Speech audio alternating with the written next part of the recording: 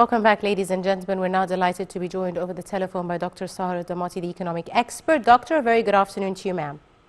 How are you? Thank you very much. Thank you very much, Doctor, for joining us this afternoon. And let me start by asking you, Doctor, tell us a bit about the significance of this recent increase. We've seen, the President directing the increase of the exceptional support for families on the ration cards to £300 instead of the expected £100. How important is this raise, and the significance of it in this current stage, Doctor? I believe it's quite important because what His Excellency, the President, have done over the next period was trying to alleviate the level of poverty and also to support the low-income brackets population. And this is due to the fact that, as you know, we have been witnessing huge increase in inflation over the last few months. Not only Egypt, as a matter of fact, we're talking here about the whole world. And accordingly, in order to curb inflation or to support the low-income brackets population to manage the issue of the inflation, the President actually announced the exceptional bonus to state subsidy cards, which increased from 100 to the 300 level, as well as the bread subsidy allocation by 32 billion. So this was a very important step. In addition to that, I believe that we've witnessed the creation of parallel markets or parallel supermarkets, which include all the products that the population needs at acceptable prices rather than the prices that are really magnified by the huge inflation that we've been witnessing over the last period.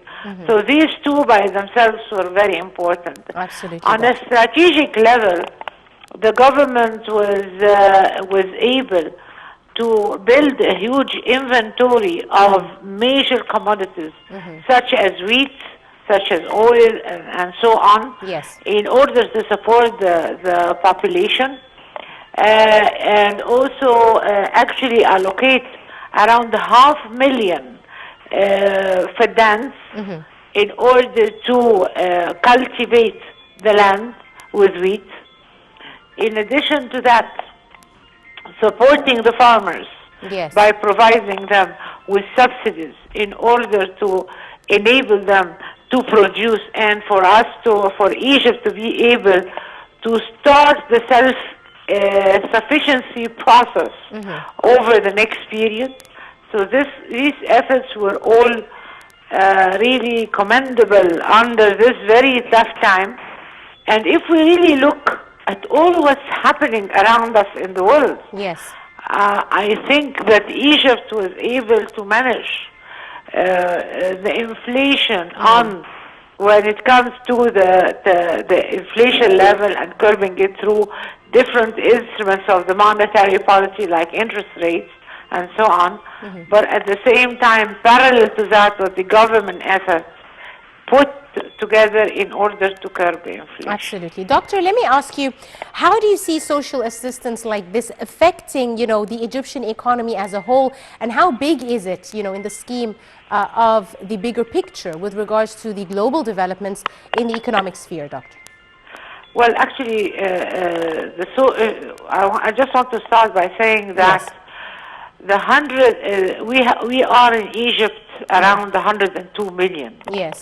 And the 102 million, you have at least between 50 or around the 50% within what we call low-income brackets population. Not supporting them would have created social problems and instability. But what the government has done in terms of what I have just explained was absolutely important from one side. From the other side, very quickly, the government was able to put a new strategy. And the strategy is based on not only the major economic variables such as including the private sector or actually working on increasing export, but also uncovering the social umbrella, even for the pension funds, Yes. by increasing the funds available for them, by providing in monetary terms support for the low-income brackets. So all of these initiatives are crucial, and as a matter of fact, you can consider that decent life and yes. what we have seen in terms of the slums and virus C are all quite important for supporting the social dimension and the low-income brackets people. Yes, absolutely. Since you mentioned the Decent Life Initiative, we've seen many programs and initiatives aimed to support the neediest groups, such as, you know, Solidarity and Dignity, the Decent Life, etc. How important were these initiatives in not just providing assistance, but also creating another important factor, which is, you know, job opportunities or employment opportunities in order to assist people in that sense? Well, actually, as a matter of fact, decent life is very important in job creation. Yes.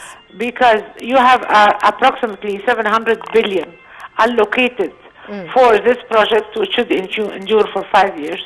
If we, having said that, of course, I'm not going to talk very much about the components of decent life in terms of rendering the human being living at a decent, acceptable life, but also supporting all of these villages, the 4,600, with education, with health, enable the creation, the creation and supporting of women when it comes to financing through micro-enterprise, through NGOs, supporting small and micro enterprises.